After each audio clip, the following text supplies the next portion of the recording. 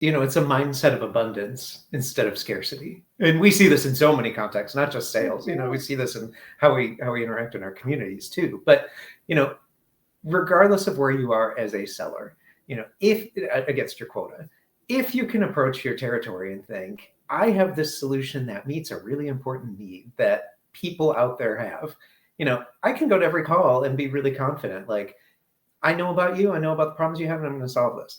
If I go to every customer saying, oh, I'm way behind my quota and I'm so desperate for you to just buy anything because I need to pay that bill, it shows up in a way, and it shows up in a way that your prospect doesn't really, it doesn't resonate with them. And so you may be talking to the same person, but it's all about mindset. And am I solving your problem, or am I desperate for you to solve my problem?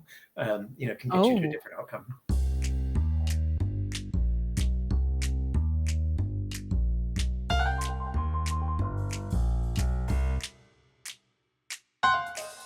Hello, I'm Carrie Gard, and welcome back to the show. Back on track here, Thursday at 4 o'clock my time and 11 Eastern. If you are with us today, comment away. We want to know that you're here and where you're calling in from, and all the questions and all of the land that you're going to have for JD Miller. It's going to be great. Before we dive on in a little bit about JD's been on the show before. So if this is a repeat for you, sorry, not sorry. He's too good to not give all the deets about. Thanks for having me back, Carrie. I always love talking with you and learn so much about marketing and have such interesting conversations whenever we talk. So good. And I learned so much from you, and we're going to get into that in 1 second. A little bit about JD. He is served as CRO, CIO, and regional CEO, and led teams across mergers, integrations, and PE-backed transformations. And he's known for creating one of the most effective frameworks in modern GTM SMarketing, the unified revenue motion that breaks down silos and brings people together around one clear goal. We're going to dive into how to actually align sales and marketing, the realities of scaling inside private equity, what leaders get wrong about culture during rapid growth, and why humanity has to sit at the center of every GTM team. Oh, this is going to be good. This is going to be good. JD, you just launched your second book? We're just finishing the second book. You're just finishing the second book. Yep. So the first book, the CRO's Guide to Winning in Private Equity, has been out for about a year, and the publisher actually just signed me for the next book, which is the AI Handbook for Sales and Marketing Professionals. So that'll be out in the first half of 2026. So exciting! What did you do? Did you just get the bug? Like, you had the first book, so you need to keep going now? I heard that's a thing. Well, that's definitely part of it. But I realized as a sales and marketing professional myself, we're at this moment of transformation where everyone is talking about AI. I don't think we know exactly what it's going to be like, but I'm confident that in 3 or 4 years, organizations that haven't included AI in their sales and marketing motions are going to be left in the dust.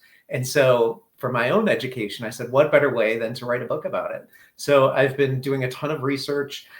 I've explored over 180 different AI companies that say they have solutions for sales and marketing. And the book is helping people cut through the clutter on, what's going to work, what's not going to work, and things to watch out for. Oh, man. I mean, I keep hearing in the LinkedIn grapevine, the echo chamber that I've trapped myself in, that there's this conversation happening, and I'd love your hot take on it in regards to whether AI is going to basically swallow up most of our jobs. And if they do, what jobs are those going to be? I'm of the sense that I don't think it's going to make any jobs necessarily go away. I think it's just going to make the current jobs smarter, faster, work better. And so we'll need less of them, but I don't think it's going to replace any one thing. What's your POV on that? Well, of course, I have a PhD in communication. And so the communication scholar in me says all of the jobs about what it means to be actually a human are not going to be automated away by AI. The thing that's really important for us to remember about AI is it's just a pattern recognition tool. And so although sometimes it feels like you're talking to a real person, it's just doing kind of call and response. It's learned that if I say please, it says thank you. It's learned that if I say I'm having a bad day, it should say, I'm sorry, I hope you feel better tomorrow. But it really doesn't understand the context. And so those native human things like empathy, trust building, all that interpersonal communication that sales and marketers do all the time, I don't think AI can replace. I also think this discussion about replacing jobs reminds me a lot about the dot-com boom. I started selling in the late 90s, and everyone back then was talking about this new thing called the internet. And oh my gosh, the web is going to put us out of business or completely change, the way things work. And people were worried about losing their jobs to websites. And, some of that happened. I had a big customer who was an airline who used to, to order plane tickets, you had to dial 1-800, that airline, and someone on the other end would help you pick your seat. We replaced a lot of that work with websites. But at the same time, the internet boom meant that more people started traveling than ever before. And so all of those customer service agents, maybe aren't helping you buy a plane ticket anymore, but they have 3 times as many passengers. They all have some sort of customer service work to do. And so, I think with AI, something's going to change. I don't think we know what it's going to be yet. I think probably 95, just like the dot-com boom, I think 95% of the things that we say are going to happen aren't, but the 2 or 3 that stick, we're going to look back on and say, how did we ever survive without, this particular thing going on in our businesses? So I can't wait to see what it's going to be. Yeah, I totally agree. I have to say, like, I've already feel a little bit of that, of how did I ever not have this thing? But I don't think it's replacing anything that I was doing before. I think it's giving me capability to do things I haven't been able to do previously. So yeah, I think it is going to be an interesting few years as sort of everything shakes out. I do agree that if you haven't looked into integrating AI into your organization, and gotten people used to it and comfortable with it, that there is going to be, you are going to be left behind, essentially. I agree with you that I agree with. And I think just like the internet, it's a new skill set we're all going to have to get good at. I work now as an operating advisor in private equity, and we just had, 35 of our CMOs come together to talk about what AI means for them. And, one of the core changes is all about how do you attract leads. So it used to be, we get really good at SEO, and we wrote really great websites that had the right keywords that would get, Google to pay attention. Now, all of a sudden, people are doing Google searches, but it's an AI result that's saying, here's the best product in the market. And so as marketers now, there's a whole nother skill set we need to learn about, not just what do we do on our website, but how do we really curate a presence that the AI bot is going to consume so that we're the thing that AI starts recommending as the best product or the category leader, which is a whole different kind of skill set that, I think professionals will need to master. It is and it isn't. So from an SEO perspective, it's actually the AI, the way that SEO has shifted in the last 5 to 10 years with how Google has been doing its algorithm anyway, has shifted how we do SEO, which is actually lending itself to the way that the LLMs absorb information. So as long as you're sticking to the fundamentals of how you do SEO, that shouldn't be an issue. You should be showing up. However, I will say the skill set that's going to become more important if you're not already leaning into it is the mentions, the PR piece. We always believed in PR from a link building perspective. We were never about buying links. We're still not. Don't do that. Bad juju. But in terms, it's not so much more, it can help with link building for sure, but there's not as much emphasis on that. What the emphasis is on now is how often you're being mentioned across the whole of the internet, right? And so that's why Reddit helps. That's why LinkedIn helps. That's why Yelp and all these other channels help in regards to your social footprint. And then the PR aspect of that, of the better the website, in terms of its trust, the better chance you have of being mentioned. So Rand Fishkin talks about all of this stuff with his new tool of SparkToro and has educated us till the cows come home in regards to this. But I would say that is SEO fundamentals need to stick around, and you need to do SEO by the book. And the new skill set to what you're talking about that I do think we need to start thinking about leaning into and working with social media experts and PR experts is, okay, now how do we expand that SEO presence for the LLMs through that digital footprint elsewhere? is where it's going to get fun.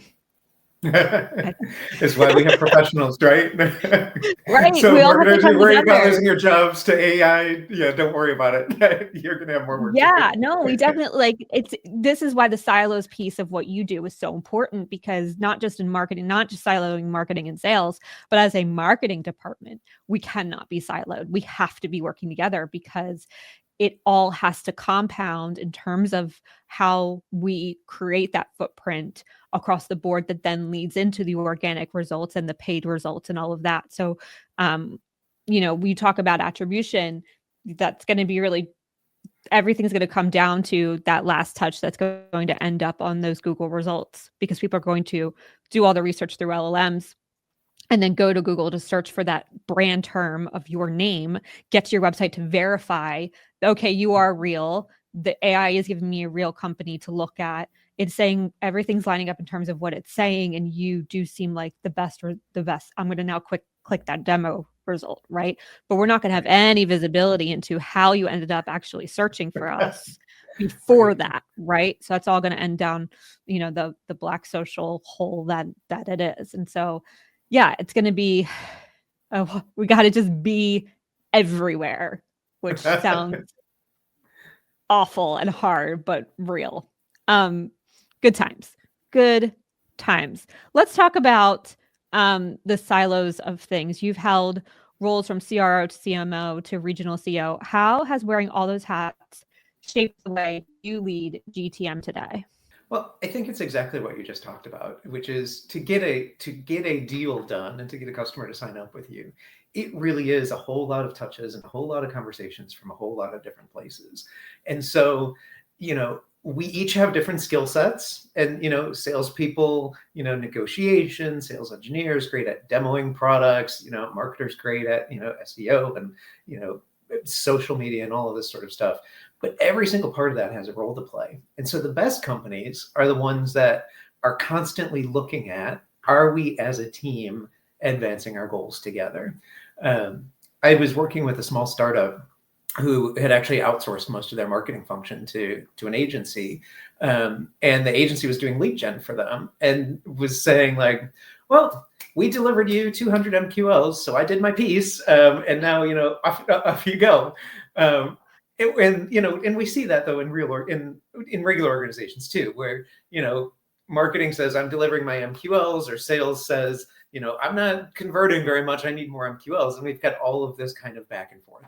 The best organizations say it's a dance that all of us are involved in. And so how do we collectively look at not what piece have I done, but is it advancing our goal collectively? And so in my board work, I spend a lot of time with my salespeople, sales leaders. Don't just come to the board and say, here's what we closed. I really like to look at all of the deal velocity, kind of inputs. So, how many leads did we generate? What was our conversion rate? How long did it take for us to close? And how did that add up to our result? Because if we're not getting the result we want, any one of those inputs could be tweaked. Yes, marketing could provide more leads. Sales could be better and convert better. We could be more efficient in our sales cycles. And so how do we get all of those voices to the table and talk about which of those is easiest for us to do, most likely to get done in the short term, and then, sign up. And sometimes that means, sometimes that does mean marketing says, we've all agreed the sales team needs to get completely turned over and their close rates are going to be terrible. And so we need a lot more leads. Sometimes it means, hey, marketing's doing really, really well. They're delivering great quality stuff and they don't have any more budget. And sellers, you've just got to get better. And maybe we need to rethink how we demo or how we talk about something. And usually it's a mix of both of them. Yes, I think quality over quantity any day. I have to stop for a second because Ken Marshall is in the comments, blowing us up over here. Ken, good to see you. Thanks for popping by. And yes, I have to agree. JD's blazer is on fire. It's brand new. You're the first one to see today. So Nordstrom, you go find it. So snazzy. And yes, Otis, my cat, decided to come hang out with us, but very good to see you, Ken. We just talked about SEO. Feel free to drop some knowledge over there in the comments, as you are definitely an expert in space and are all about AI and geo and all that fun jazz. Would love to hear from you. Absolutely. JD, back to what you were saying in terms of alignment and KPIs.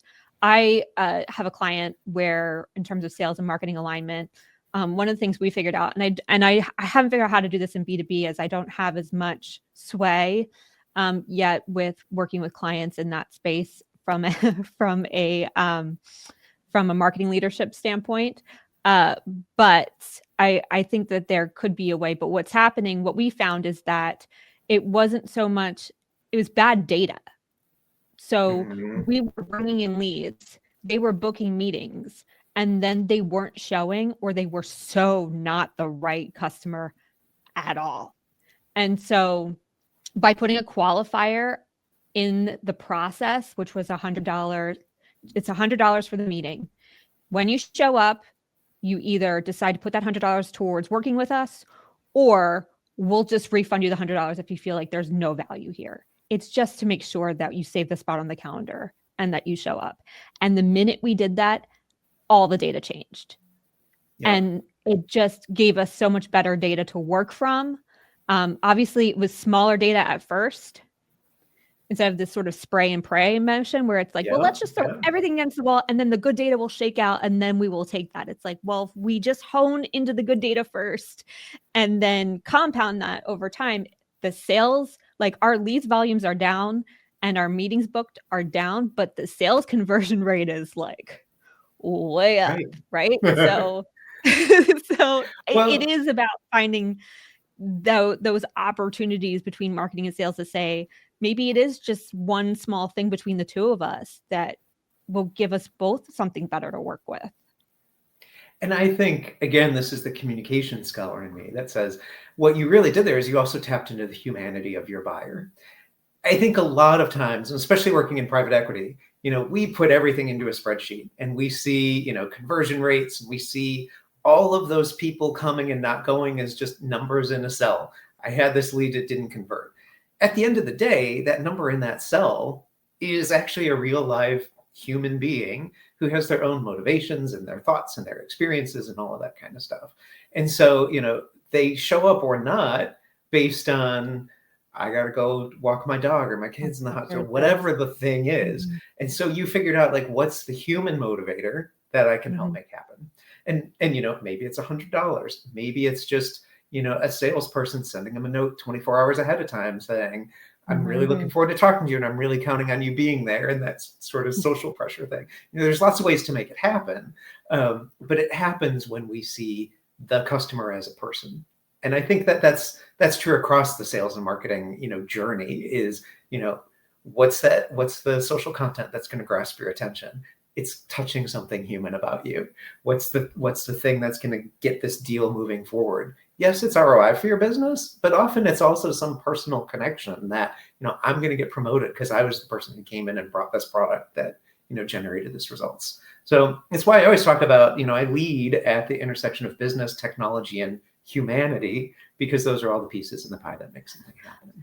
Yes, people first. We are all people. And if we work together as people, we will all get there as together. What's one leadership lesson you learned the hard way and now rely on daily? I do think it is about this idea of humanity. Early in my career, I was very hard charging and I wanted us to get great results and I led teams, really aggressively.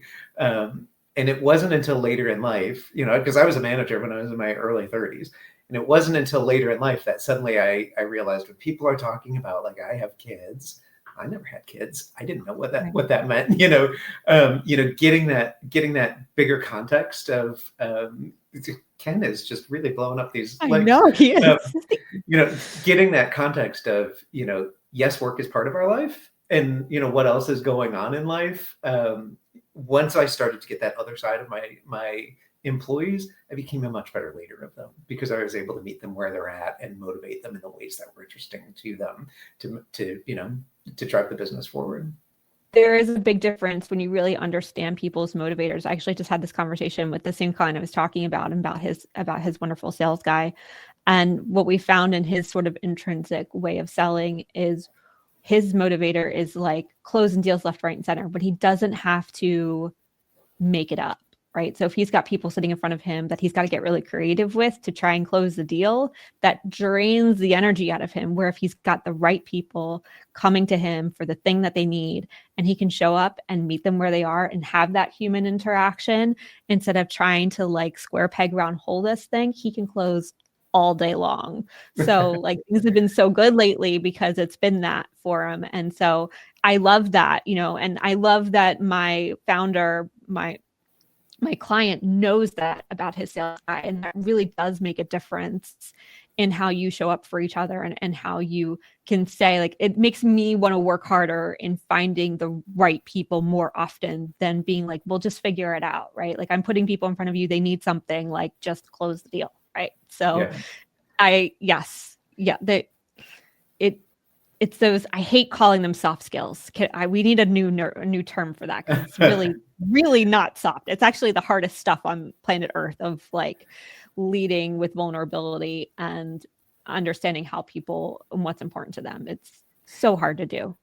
But I also think it is, it's a mindset of abundance instead of scarcity. And we see this in so many contexts, not just sales. We see this in how we interact in our communities too. But, regardless of where you are as a seller, if against your quota, if you can approach your territory and think, I have this solution that meets a really important need that people out there have, I can go to every call and be really confident. Like, I know about you, I know about the problems you have, and I'm going to solve this. If I go to every customer saying, oh, I'm way behind my quota and I'm so desperate for you to just buy anything because I need to pay that bill, it shows up in a way, and it shows up in a way that your prospect doesn't really, it doesn't resonate with them. And so you may be talking to the same person, but it's all about mindset. And am I solving your problem, or am I desperate for you to solve my problem? Can get you to a different outcome. That's a clip right there. Austin, take note. Emotional intelligence. Thank you, Ken. Yes. Emotional intelligence, much better way of saying it. It is something that it's such a hard skill to learn, but man, when you get it down, it makes such a difference. And having an abundance mindset is definitely part of that skill set for sure. Thank you both. I appreciate you. You're known for building SMarketing cultures. What does true alignment look like versus pretend alignment? True alignment really means, regardless of your reporting structure. And I've been in organizations where sales and marketing report to me as the CRO. I've been in organizations where marketing reports to a CMO and sales reports to me, and we're, peers. Regardless of who you report to, a real aligned SMarketing organization has this opinion that we're all in this together, and we're going to have daily discussions about what are we doing, what's working, what's not, and how do I adjust my piece to help the greater good. Now, to get there, you have to have really done a good job of aligning incentives and compensation and all of that stuff. So you really can't incentivize the marketer on how many MQLs did I throw over the wall, or the SDR on, how quick did I answer the phone. You really have to align everyone's compensation around the end goal of, closed revenue and all the inputs to that. And if we get that set up, then we can get rid of all of the fights about, well, I did my piece and you're not doing yours and blah, blah, blah. And you can shift the conversation into really just collectively team, what do we need to do to be better today than we were yesterday? And what can we do better tomorrow? It's easier said than done, because again, we're people in these chairs. But it's really being, authentic, transparent, having data we all agree about to measure the progress of the business, and then having really transparent conversations about, what we do to change the piece of data we see on the page.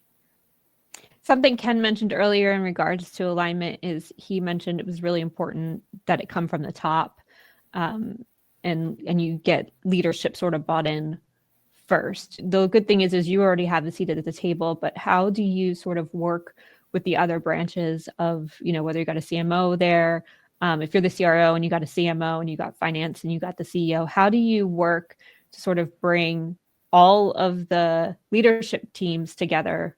I imagine it has to happen first to then be able to bring it into the organization and align the individuals who are actually pulling the levers. Yeah. I mean, this is again where that interpersonal EQ is so important. And it starts with being vulnerable. I've been fortunate. My career has been private equity backed companies. Often here's the new CRO to come in and, carry us through to, hopefully selling the business in a couple of years. And I always say new heads of sales aren't hired because things are going really, really well.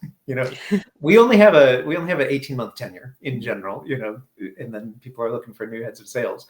I've survived that a lot. But I think the reason why is I've been able to come into a business and say, you hired me because things weren't going well. I'm not going to be able to change this overnight. And so I need to be really vulnerable and say, let's all talk about what are our strengths, what are our weaknesses, what do we want to change, and how can we align on, the processes. So am I going to turn over all the sales team? Here's how many months that's going to take. Are we going to completely rebrand the company or have a different way we demo or, a new marketing message or whatever it is? How long is that going to take? When you launch the new product, when is that going to happen? And so, I like to pull that into what I call like a one-page plan. And there's a template for this in my book. That we all line up, and it's a single page that, January, February, March, April, May. And then it's got all of the different kind of, bets we're making, new product sales, upsell the install base, et cetera, et cetera, et cetera. And what's most important is we start the year with the plan, and then we can just look at the data through the year and say, here's what we wanted to happen. Are we meeting that or not? Oh, in March, we did not achieve that. We did well on the new logo. We didn't sell any of the new product.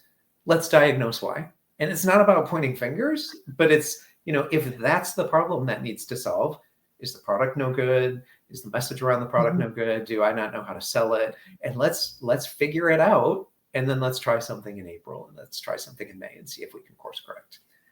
But everyone's got to be really vulnerable and open to saying, I'm part of the problem, and, let me change what I'm doing and see if it gets better.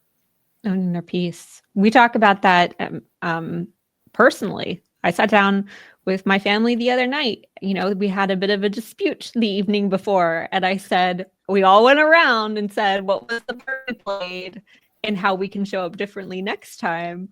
So I believe wholeheartedly that emotional IQ that you use needs to be in both places.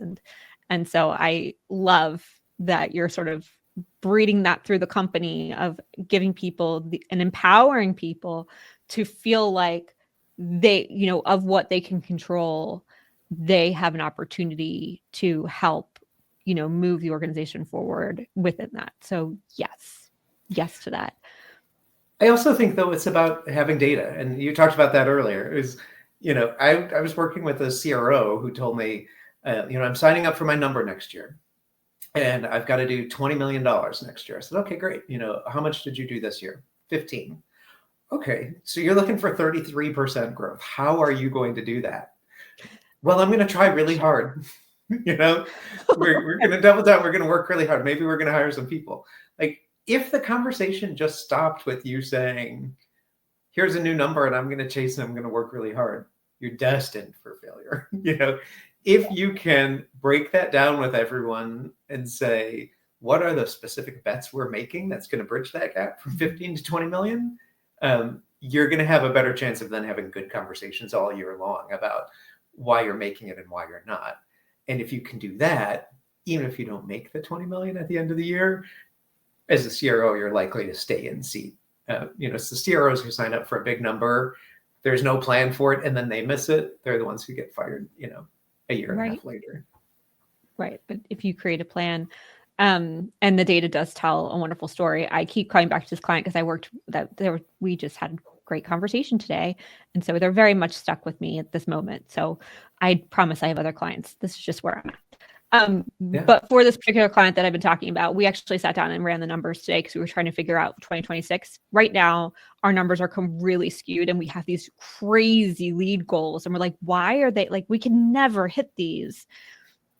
What is going on? And so we were basing it off of the first half of the year when we weren't charging that $100, when we weren't getting the right people in the seat, and the number we were needing crazy lead goals to accomplish that, which we weren't going to hit because by the time you start spending enough money to potentially maybe hit that, the diminishing returns just don't return on themselves.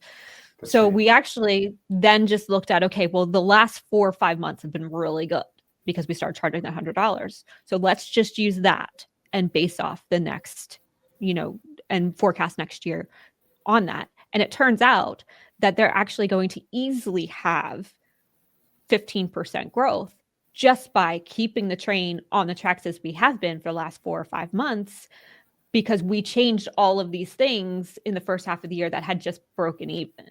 So I love what you're saying in terms of the data. I love what you're saying of like, you have to have we'd love to add 5 million, 33% year over year, but is that actually achievable? And where is that actually going to come from?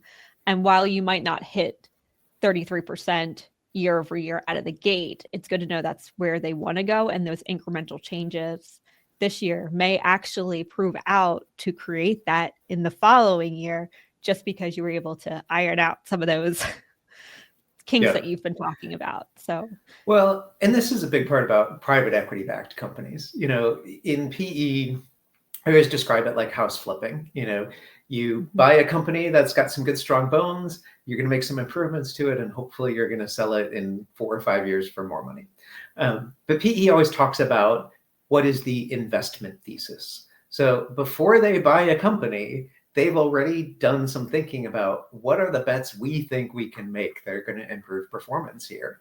And then that becomes sort of the true north, that every time you're talking at a board meeting or an executive meeting or in front of the company, what was the investment thesis? What did we think was going to happen? Have we tried it? Is it working? Is it not? How do we keep that going? And so it gives us a really good focus for everyone all the time on like, not just we're working harder, we hope next year is going to be bigger and better than last year, but really, is our thesis good? Is our thesis not good? How does it need to adapt to continue moving forward? I have to ask, I'm sort of poke the elephant in the room for a second. And sorry, I'm going off script here. Sorry, Os. Okay. But I think it's important for people who are listening to sort of demystify, myth bust, or maybe not. But I feel like private equity there's like a love-hate relationship with the notion of it in all markets, right? The founder will do it because it's pretty good payout. But the people working within the company getting bought by the PE company don't always have the best experience. For the limited view that I have with some of the companies I worked with who have been bought by private equity, and then saw my clients sort of shrivel into a ball and need to move on because they saw their great work basically like, okay, well, we don't need all this hoopla now or like big marketing efforts because we're just trying to get really efficient and then resell it. What sort of, you've been in this way longer than me, you've seen a lot more than I have.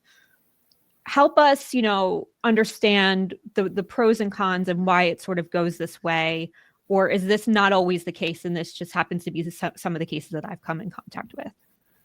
Yeah, I appreciate you asking that because this is, again, about recognizing that companies are people and there's humanity behind that. I think when those problems happen after a PE firm has bought a company, it's because there has not been alignment on what's the vision for the future. By definition, if I was a tiny startup company that, the CEO knew everyone, went on every sales call, did all of that, we're family stuff. If they have sold to PE, they're doing it because they want to be bigger than that. And they want to be bigger than what they can personally scale at. And so part of that investment conversation was, how do we take what you personally do as the CEO and scale that? And how do we put systems in place and processes in place? Maybe we're going to have to, acquire other companies and merge them together. So by definition, the business is going to change. And I think the problem that happens is a lot of times, people's companies get sold to private equity and they don't have the conversation with their employees about it is going to change. And so then all of a sudden, when you start seeing, new executives joining, or why did we buy this new product, or why did we, end this product line? There hasn't been the discussion about that. And people are just like, well, this is not what it used to be like. And we've lost the family feeling we used to have, or, whatever it used to be that you missed out on. I think change that it is going to have stuff that you lost, and yep, whatever your, Tuesday lunch or whatever, maybe we're not going to have that in the kitchen anymore. Hopefully something new and exciting is there too, that is available from the bigger companies stuff. But I think each employee needs to really, first of all, understand what the change is going to be, understand why it is, and then have a really candid conversation about, do I want this or not? I was working with a company that had 4 sellers, and they got bought by private equity, and all of a sudden they've got 45 sellers. And there's a lot of great stuff about that. They're covering, much more market, they're doing bigger kinds of deals, more complex deals. But one of those original 4 sellers is really mad at me because she's like, well, I used to get a company car, and I used to get, anytime marketing generated a brand new lead, it automatically got routed to me. And, now I don't get to do that. And, I don't like that. We rebranded this. I liked the old color, all of that stuff. And we had to have this really, it's again, humanity conversation about, you're exactly right. Like, this is not a business that you anymore can walk right into the CEO's office or walk into the board meeting and be the biggest voice in the room. On the flip side, now we are a business that you've got 401k matches, and you can, do all this other kind of stuff. And instead of you being the individual contributor, maybe you're going to be promoted up and run a team of some of these 45 people. But you have to decide, is that right for you? Because if you want to be the small culture and you want to be the biggest fish in the little pond, that's not what this is. And so then maybe we should help you go find that somewhere else. If you're willing to have something new, you might love where the train is headed, but it's going to be new and it's going to be different. So it sounds like there's, for the employees, if we're talking to them right now who sort of end up in this situation, it sounds like they need to have a good understanding from the founder of what. I sat down with this founder today, and I was like, you're tuning a very different tone of voice. Like 6 months ago, you were very much like, we need to grow, we need to be more, I want to hit X% more than what we're doing now. And they were lofty goals and they felt unattainable. And then today he's talking about, I just want to keep the train on tracks. I just want to grow a little bit next year. I really love the size of the team. We have less headaches. I don't think I want to be really big. And he was very clear with me on like what he was looking for. And I wonder if just more of those conversations need to happen earlier on for these employees so that they understand. And early and often, right? Like we had this conversation 6 months ago, we're having it again today, like just sort of early and often to understand where the founder's head is in terms of what that growth looks like so that the employee can sort of prepare for whether they want to be a part of that long-term vision or not. It sounds like the founders aren't doing a very good job of sort of sharing that vision or even knowing it themselves on a regular basis. Is that sort of the breakdown? Sounds like there's a communication breakdown somewhere. In private equity, we talk a lot about the rule of 40. And so, what that means for people uninitiated. There's 2 big metrics we look at. What's your percentage of growth year over year? And what's your percentage of profitability? And the best companies, if you add those 2 together, they add up to 40 or better. And so we're trying to get there. Now, you can achieve rule of 40 in a lot of different ways. Some investments might be all about growth. And they might say, there's so much market out here. We're going to just pour a ton of money into this. We're actually going to lose money. We're going to lose lots of investors' money to win new customers. I'm going to have 80% growth and negative 40% profitability. And that's one way to get to a rule of 40 company. Another way is to say, we're going to have 0% growth. We're just going to keep our same customers, but we're going to really cut the costs so that it's all, it's 40% profitable. And, I think most deals and most of the deals that I work on, we're not doing those extremes, but we're finding something that's like 20% growth, 20% profitability. It's really important if you're owned by private equity to understand what is the calculus you're looking for, because otherwise it's very easy to sit in a seat and say, I'm a seller, and why aren't we just like spending more money on marketing this year? Oh, because we're really not trying to emphasize growth as much as we are, cost cutting. Or the reverse, why are we spending all this money for salespeople to fly customers around and have steak dinners and all of this sort of stuff? That seems like a waste of money. Oh, because it's all about growth this year, And so if we can align on what it is, that makes it easier for everyone to understand, their place in it.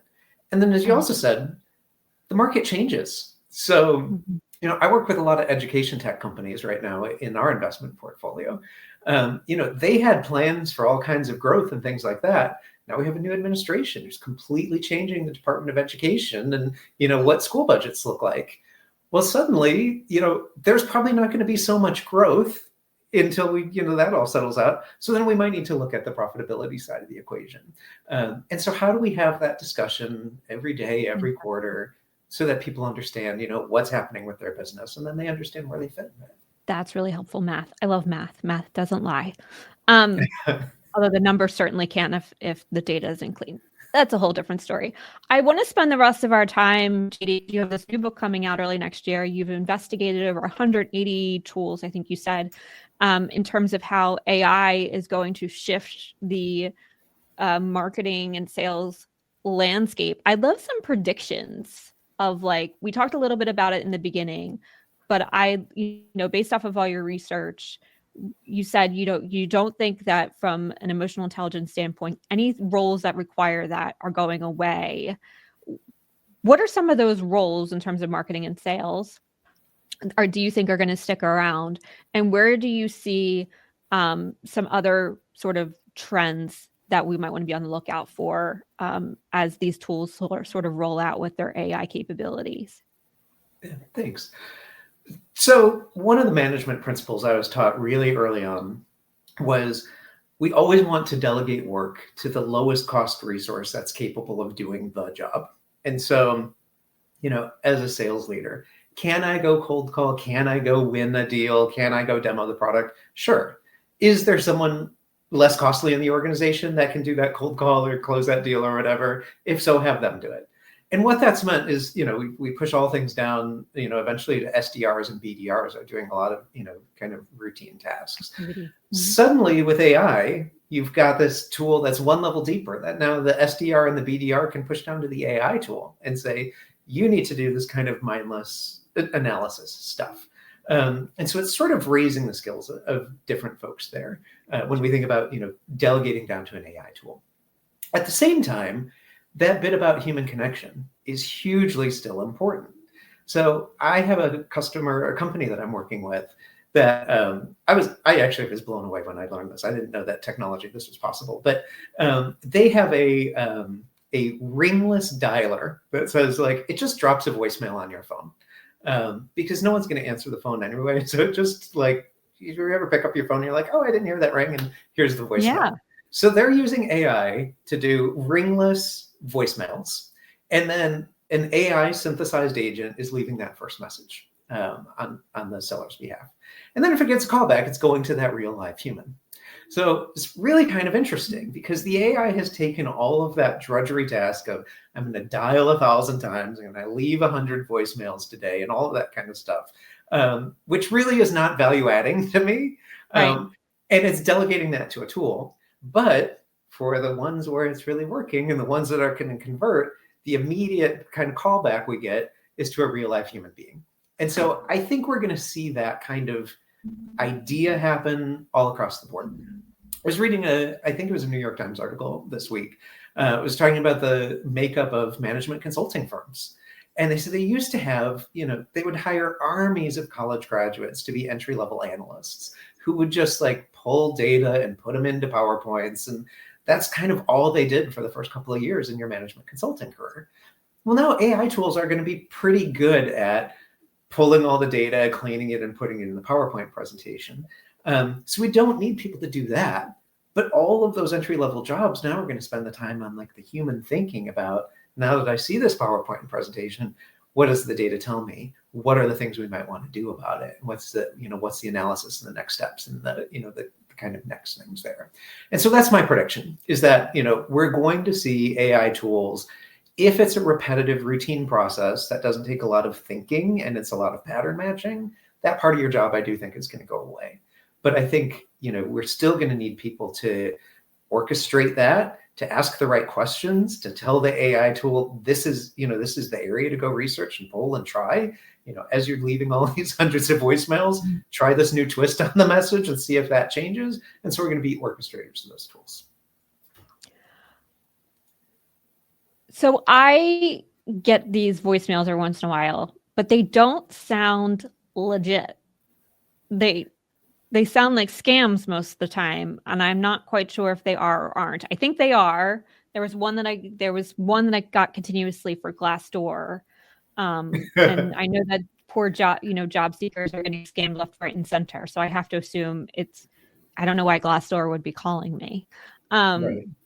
So I'm concerned about and I've been saying this to my team who's leaning into AI really heavily right now, which I love that they're doing because it's going to make them better, stronger, faster in the long run. But I'm being very clear and I swear my strategist rolled his eyes at me, and I don't take any offense, Nathan.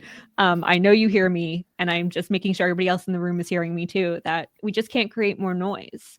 Like, I love that we're using AI to make sure that our processes are strong and that we're able to do things deeper and more intentional and that there's more research going into everything. But like, we cannot make more noise. So Agreed. how is AI going to help us? Do we need to just try and find ways to cut through the noise, or is it using the AI more intentionally to not make more noise? How are you thinking about that and the future of what AI sort of brings to the table? I think it's about authenticity and human connectedness again. We had this debate 20 years ago with the web where, it strikes me, Carrie, you and I have never been in the physical same room before. But yet I think we have this professional relationship that we've developed over a year and a half, that we know each other, we trust each other, and that sort of thing. And it's always been mediated through a website or this sort of thing. Now, 20 years ago, people would have said, "There's no way you can't develop a professional relationship through Zoom." You've got. Oh, I had that happen to me a few months ago, where somebody sat across from me and was like, "Your whole team, you're not in the same room as your team. How do you trust that they're getting their work done?" I was like, "Are we seriously still having this?" Right. Anyway, sorry. But I think that's where AI is going to be too. Like, I don't know exactly how AI is going to be part of our relationship 5 years from now, but I know it's going to be there. I suspect some of it is going to be AI is going to help me do the things that I do uniquely well as a human. Research, understanding people. I got really irritated with a BDR sent me an email today that said, "Dear J.D. Miller," and it was, the capitalization of my name was all wrong, blah, blah, blah. "I noticed that you work for Rothschild and Company, and it occurred to me that maybe you want to buy this, whatever he was pitching." And I was like, that was not personalization, right? You can find out a lot about me online. My world is pretty open. Go do research, go learn about me, what I think, what does my book think, blah, blah, blah, and come back to me with a pitch that says, here's what I know about you, and here's why I think my solution is going to fit for you. And I think AI is going to be really helpful at that, in 2 or 3 minutes, I can get a really deep dossier on anyone that I'm going to talk to, and understand their professional career and maybe their cat's name and, all of this sort of stuff. And then that can be seeds for me to show up really authentically with you and develop a true interpersonal connection based on all that I know about. So that's my prediction. I think that if we can use it really intentionally, to, like I said, make us better, stronger, faster, that makes a ton of sense. But if we're trying to use it to cut corners, we're going to be in big trouble. I saw an ad a few months ago. I did a LinkedIn post about it. If you read the diatribe, thank you, but also I'm sorry. But it was this beautiful photograph of a broken, it was a broken lens. So where they took a DSLR lens and destroyed it for this ad. And I was like, you are barking up the wrong tree, and you've just alienated like 90% of your audience. If you're talking about creating videos through AI, and you're talking to people who don't know how to do videography, you have a problem with your marketing, because it's people who understand videography, who use those lenses, who are going to use your tool to make their jobs a little bit easier and be able to do their jobs a bit smarter. But now you just alienated them. So congrats and hats off to you. But I think that's what AI tools are for. They're not for the people who don't know how to do the thing. They're for the people who do know how to do the thing, but want to do it that much. I use it for coding.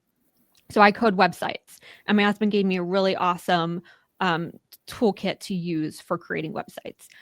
Now, thanks to AI, I can do things like automations and just make them so much smoother and nicer because Right. I didn't know how to write that JavaScript before, but I got help and now I can. So I think I totally agree with you, JD. If we can get AI in the right hands of folks to help them do their existing jobs better and not let people rely on it because they don't know how to do the job, we're going to be in a much better spot. I'm a little concerned. I don't know if you are, but I'm a little worried about like the quote unquote dead internet theory. Have you heard That of it's this? just going to be all AI talking to AI in echo chambers.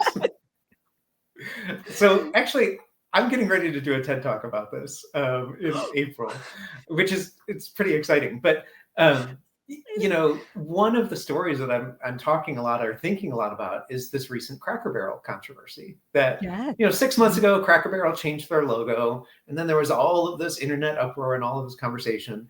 And 3 days later, someone lost their job, and Cracker Barrel changed their logo back.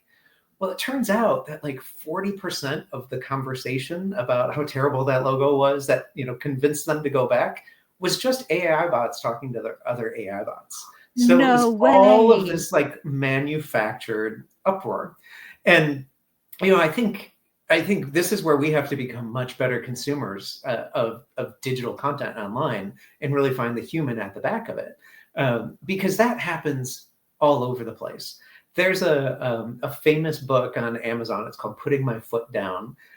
Gentleman took a picture of his foot. He put it on Amazon, and he's like, I know how to trick the algorithm. I'm going to get 3 friends of mine to buy the book at the right time that the algorithm's looking. And all of a sudden, Amazon, slapped a bestseller thing on it. And he sold 3 copies of the book.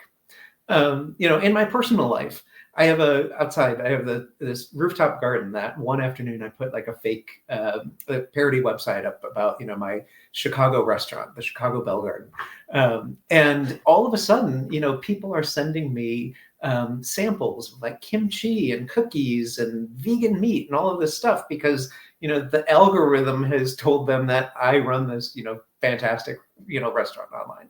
So I do think we have to be careful about, if you have only experienced online, it doesn't have that human authenticity.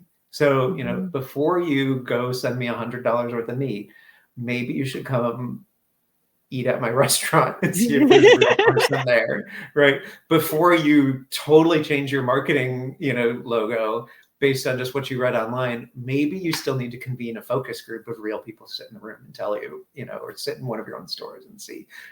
So I think that's going to be the trick for us is, dead internet, all of that is really going to be how do we find the authentic voice and the true human voice there and use that as our North Star all the time. It's really tricky. I'm finding it really hard because even myself, like I'm just a very verbose person, as you all have come to learn and maybe love. And so like on LinkedIn, I write these really long posts because I just want all this like I want people to know where I'm coming from, of where this context is happening and what it means. But I know the algorithms don't like those long posts. So I write the whole thing and then I go to Gemini and I say, rate this post of how you think what it's going to do. They give me a 9 out of 10. Here's 3 things you can fix. And it's always to make it shorter, which I then have them help me do. And then I'm just like, I feel like it's lost me because it's not as much context as it was before, but maybe people don't care. And so it's like this mental back and forth I sort of have of, how much of me can I show up with, but also to get seen and, with visibility being important, like how much do I need to sort of water myself down to get that visibility and have AI help me do that. So even myself, I find struggling with the authenticity side of it because I get caught up in wanting to perform well in the algorithms. And yeah, it's a tough world out there. In terms of your book that you have coming out in January, which we're all now on the edge of our seats for per this conversation, is there anything else sort of that you could leave us with of what you found that was just sort of this no way, aha thing that everybody should know about now? Well, I think, I think there are a lot of interesting examples that, we need to keep learning. And, the thing that's really impressive today is going to be such old hat and standard. And 3 months from now, it's going to feel like very outdated. But I do think a core principle that we always need to be thinking about is one, where's the human authenticity? And two, just because we can doesn't mean we should. And so, there's a section of the book I'm looking at AI tools for territory creation. And on the one hand, it's really awesome to say, run through all the data and find all the buying signals and, create territories for my sellers that, are give everyone a fair shot and they're all going to make their number and all that. So that's really cool. But, the tools and some of the vendors that push the tools are like, we can take this to its, the natural endpoint of this is I can change your territory every day and keep rebalancing accounts, to give you things. And exactly, like we've lost the humanity in that of like, no seller is going to want to work in that environment. And so, I constantly think we need to look at like, where's the human in this? How does this land with real live people? And just because it's an interesting technology that you can do something, should we? What's the value of it? And what are the repercussions of it? And I think if we keep asking those questions, it's going to help us figure out where to go. I don't know what AI is going to look like in sales and marketing in 3 or 4 years. I know it's going to be there. I know that a lot of the things we're talking about today are not going to be there. But the handful of nuggets that survive are going to be ones we can never imagine living without. And so I can't wait to see what that's like. Me neither, but also I don't want time to go that fast because my kids are growing up way too quickly and I need time to slow down. But I am also looking forward to where all of this shakes out, considering it is very much like the .com boom that happened so long ago. That feels like a blip on the radar. I am so grateful for this conversation, JD. I'm looking forward to your book. We will share it when it comes out for sure.